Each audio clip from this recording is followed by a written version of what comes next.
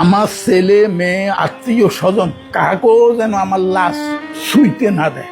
শেষ শেষ দুনিয়াতে আমার আত্মায় কষ্ট পাইবে যে কি করলাম আর কি পাইলাম। আমি মন থেকে দিল থেকে তাদেরকে অভিশাপ দিই, আমার মতো একদিন যেন তারা এই জায়গায় আসি। এদেরকে সোনার স্বামীসো করে মানে দুধ খাওয়াইছি, এত বেশি ভালোবাসছ না তোমারে, এরা জীবনে বহুত কষ্ট দিব। আজ সেই কথা, তাদের কথাটা আমি অক্ষরে অক্ষরে পাইছি। আমার ভাবিরা কইতো, যখন বস্তা বড়ি বড়ি টাকা দিছিলাম তখন মানে সব ঠিক আছে, আচ্ছা বুঝলাম ছেলেরা হইতে পারে, এটা মানি নিলাম, কিন্তু মেয়েরা কেমনে হয়, মেয়েরা কেমনে বাপকে এত অস্বীকার করে। মানে আমার জীবনে এই প্রথম দেখলাম আপনাদের কাছে এবং আইনের কাছে আমি একটা ডায়েরি দিয়ে যাব, এই ডায়েরিটা আপনারা থানায় পৌঁছাই দিবেন, আপনাদের দায়িত্ব, বুঝছেন। এই ডায়েরিতে আমার সব কিছু লেখা আছে, তারা আমার সাথে কি করছে। এই টাকা পয়সাটাই হইল আমার সবচেয়ে জীবনের কাল, ওনাদের গানের উপর আমার উঠাই দিয়ে গেছে, আজ পর্যন্ত দেখতে আসেনি, অন্তত খোঁজটা নেয় না। দেখেন দূরে কথা, খোঁজটা নেয় না।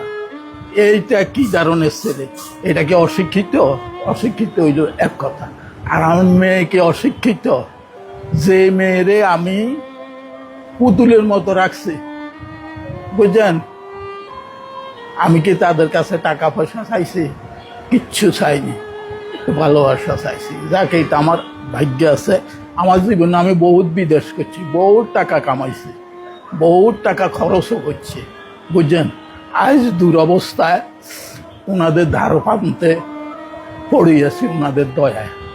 ওনারা যে এতটুকু করছে, এতটুকু করে, এটা আমার জন্য হাজারো। তা আমার শুধু একটাই অনুরোধ থাকবে, আপনারা এই জিনিসটা মানুষে দেখাইবেন, আমার ছবিটা দেখাইবেন, ছেলে মেয়ে যেন দেখতে পায় যে তার বাপ কি অবস্থা আছে, বুঝলেন।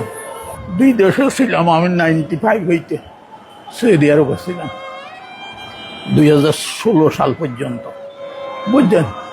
তারপরে যখন বস্তা বড়ি বড়ি টাকা দিছিলাম তখন মানে সব ঠিক আছে, ছেলে ঠিক আছিল, মেয়ে ঠিক আছিল, সব ঠিক আছে। যখন মানে টাকার প্রশ্ন উঠছে, আমার একটা এফডিএস ছিল, এই যে আমার ছোট ছেলেটা যে আমেরিকান এম্বাসিতে চাকরি করে, এ ছিল নমুনি। আমি তো সাদা দিলে আমার ছেলে আমার টাকা এ পাইবে না কে পাইবে, এরে করে দিছি।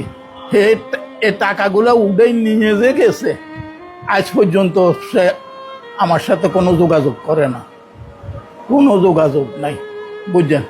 আমার মেয়ের ইয়েতে আমার টাকা ছিল 20 লাখ টাকা ছিল, এই টাকাটা আমাকে আর দেয়নি, বুঝছেন, আজ পর্যন্ত ফেরত দেয়নি। ওনাদের মাধ্যমে আমাকে প্রথমে মিরপুর ওনাদের যে ইয়ে আছে ওইখানে অনেক দিন আসছিলাম, তারপর হইতে এইখানে।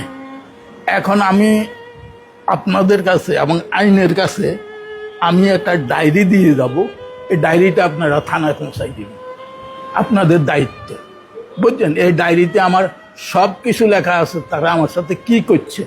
এই টাকা পয়সাটাই হইল আমার সবচেয়ে জীবনের কাল।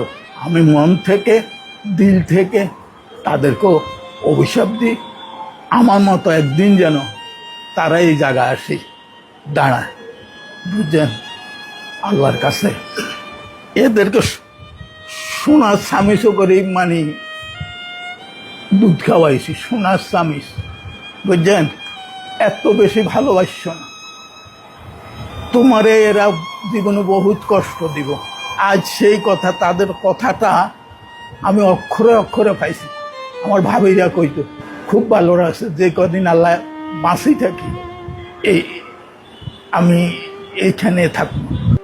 আমার ছেলে মেয়ে আত্মীয় স্বজন কাকেও যেন আমার লাশ শুইতে না দেয়, শোয়ার কারো কোনো অধিকার নেই, একমাত্র ইয়ানের মানুষেরই আছে আমার লাশ শোয়ার।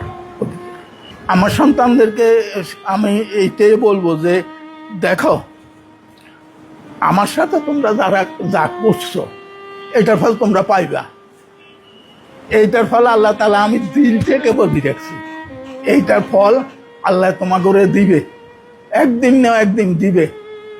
এটা ফল তোমরা ভোগ করতে পারবা। পরে আমারে তো ওনারা জায়গা দিছে, সেটা খাইবার দিছে, থাকার জায়গা দিছে, এদেরকে আল্লাহ যেন এইটাও না দেয়। বিশেষ করে আমার মেয়েকে যেন না দেয়।